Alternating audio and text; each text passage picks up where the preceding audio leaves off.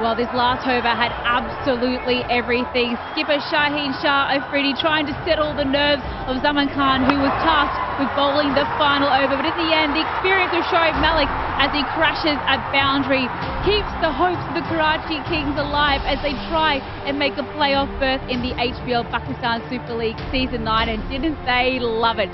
Scenes of elation from the owner's box, scenes of elation from the team members. It was an absolutely incredible game. And well, if you're a Lahore Qalandars fan, you would have thought we had that one in the bag. The sways of momentum were absolutely incredible. But hey, this is what the HBL PSL can toss up, and what a wonderful game of cricket it was here.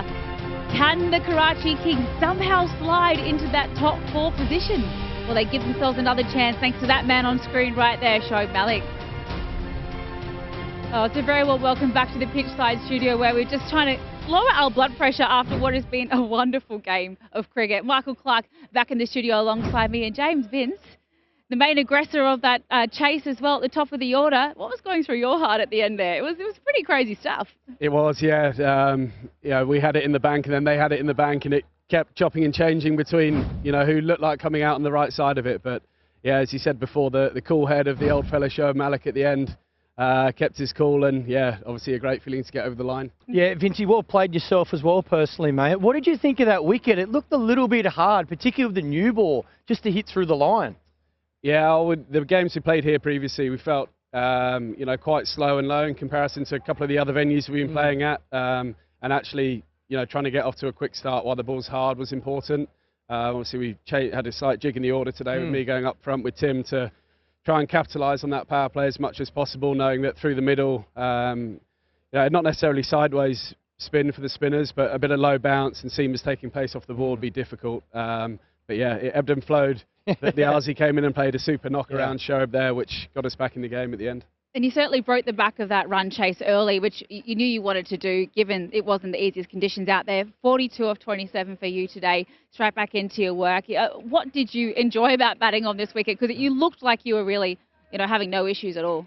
Yeah, we spoke pre-game, and kind of, as I said, we had the freedom to go out there and try and put the bowlers under pressure early. Of course, you still, until you turn up and see what conditions are like, you still got to make some decisions along the way as to, how you're going to do that. But yeah, nice to get the side off to a decent start with Tim. I think, as the competition's gone on, we haven't really had top order players being there at the end and getting, 60s, 70s, 80s, and that's the case again today. So there's still room for improvement, but yeah.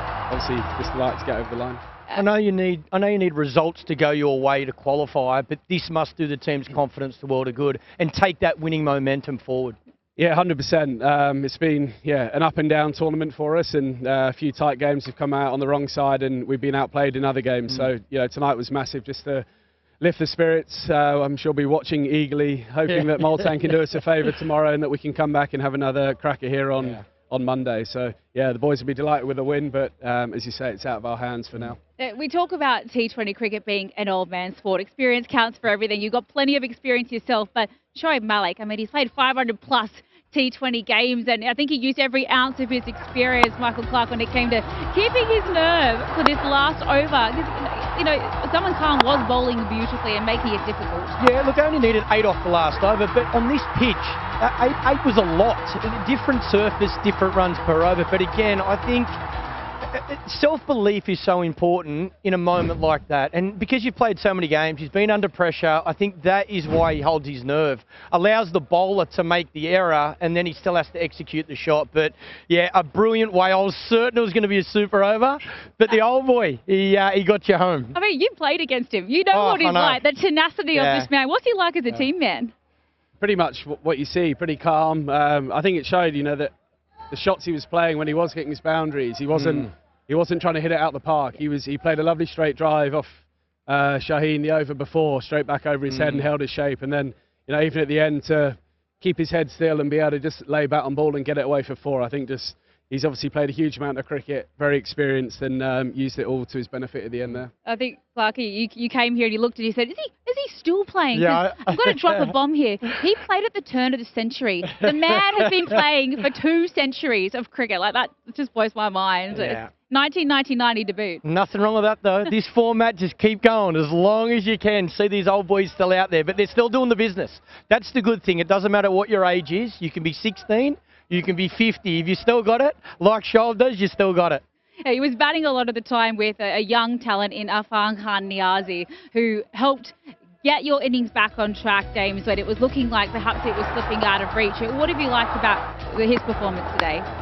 Well, first of all, his fielding's been outstanding. He saved us 10, 15 runs near enough every game, maybe more today with that run out. But as you say, with the bat, just at a time on a tricky wicket where we needed some impetus, I think, his options there to get down and scoop Shaheen over 45 a couple of times, 35 off 16, given the pressure, what was on the line for us in that game and the conditions, for a young guy, it's an incredible knock. We talk about runs saved and runs in the field are absolutely crucial in any format of the game, particularly this one.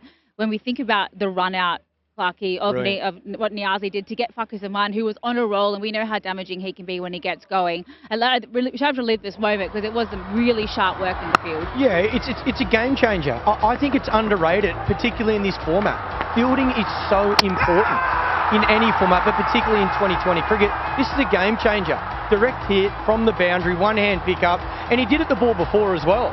So again, it shows the skill, the hard work, the training that goes in, and then under pressure to be able to execute. That plays a significant role in winning the game for your team. 100%. And, you do need a few things to go your way, but you've got to win. You've got to get yourself into the playoffs. There's still a possibility after what's been done today. I guess, how's the team morale, and, what do you think the team chat will be heading into the all-important matchup on Monday? I'm sure it'll be a happy dressing room up there. As I said before, watching that game tomorrow, hoping it goes our way. But, yeah, certainly came at a time we needed a lift, and it's great to leave the ground tonight knowing that we're still in the competition. And up against Babar Azam and his Peshawar Zalmi men, there's no mean task. How good Babar Azam is, and Peshawar Zalmi, probably similarly to Karachi. So much talent in the lineup, probably hasn't clicked consistently, but no doubt it's going to be a big task. Big player, and you sweat on big moments. So I think he's had a wonderful tournament as well. So I guess for your point of view, he's due for a duck. But he seems to score runs. Whenever they need it, he seems to step up. So I'm sure that'll be a challenge for you boys. Yeah, it will be. I think, we'll have to, the bowlers will do some hard work and some homework as to, how they're going to go about it. But also, we've played 4 or 5 games here now. So we should have a good understanding of what conditions are and what's required. So, yeah, as I say, hopefully we turn up Sunday with everything to play for still. What was required was done today. So congratulations. Epic win. Wonderful performance by you. We'll let you go celebrate, hey? Thank you. Thank you. Well done, Vinci. All right, well, I think it's time we relive the wickets that Karachi managed to take against Lahore Qalandars as well. And Michael Clark, it was some beautiful bowling up front, and Fakhar Zaman, well, he was going, wasn't he? Was he ever? Yes, such an important wicket. And again, you see, with a lot of these wickets, the catches look simple, but it's the hard work that's put in before you get the opportunity to either take that catch or create a run out like this. And I think that is what is so important in this format. Against these teams, when you're trying to get into the finals, you just got to maximise any opportunity you get. And Bazir Khan, take a little look here at that beautiful run out by Niazi. What did you make of the bowling performance from the Kings today? Well, it was good in up front because they used a lot of slow ones. Then with the back end as well, they were able to protect the shorter boundary and made them to hit through the longer boundary throughout. And you see all these catches, most of the catches are at the boundary, which is the longer end, the leg side mostly. And they made sure that there wasn't a lot of freebies to the offside, which was good. I think they bowled well. I think obviously it was a game they had to win, but it showed in the desperation with the bowling ethic that they followed. Yeah, it was a really wonderful effort by the Kings. They knew they absolutely had to win if they were to contest for a playoffs berth. So let's take a little look at what today has done to the points table. And importantly, Karachi Kings, they are sitting just behind Quetta Gladiators. That rain-affected game really comes into play now, but all important for them to keep winning. And of course, hope that Islamabad and Quetta, things go their way. We've got plenty of big matches coming up. Of course, double-header tomorrow. so much to look forward to. We head back to Pindi for the first of the day, our day game. That's Islamabad versus Multan. And then, of course, we're back here tomorrow night for Quetta and Lahore. And then, well, Karachi up against Babar Azam and Peshawar Zalmi. And then Quetta, they'll have the task of Multan Sultans, who've been top of the table the entire tournament thus far. Oh, Buzzard, I mean, what a game that was. That game had absolutely everything. No, it didn't. It did. It did. And my favourite part was when... Didn't have the super over, all willing it on. You and the dreaded super over. You are a bit of a psychic when it comes to this. You do call for them and they do have them. But, you know, even the contention of the call, to have the experience that we have in our commentary box, and you two can't decide either whether Tim Seifert was out or not. Like, what a moment that ended up being in the context.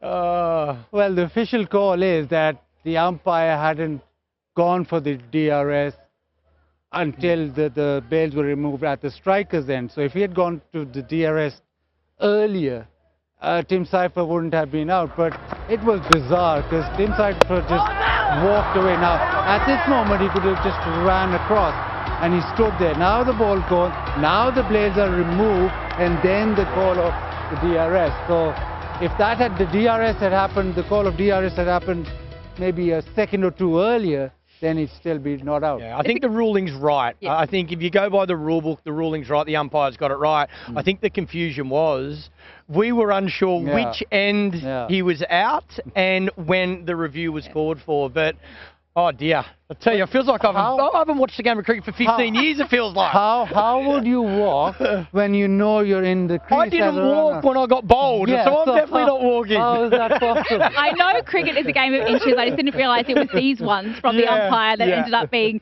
you know, what did Tim Seifert undone in the end. But, I mean, Clarkie, we've given you a real good taste of HBL PSL, haven't we? Well, I'm not going to sleep. I'm that excited. I'm pumped. I was ready for a super over. But, look, I've enjoyed it. It was a wonderful game of cricket. Again, I'm interested to see how this wicket and this ground goes over the next few days as well. I think we're seeing a lot of change of pace from the bowlers. The batters have to work hard at the start of their innings, but it brings the teams closer together. So, yeah, look out the final series.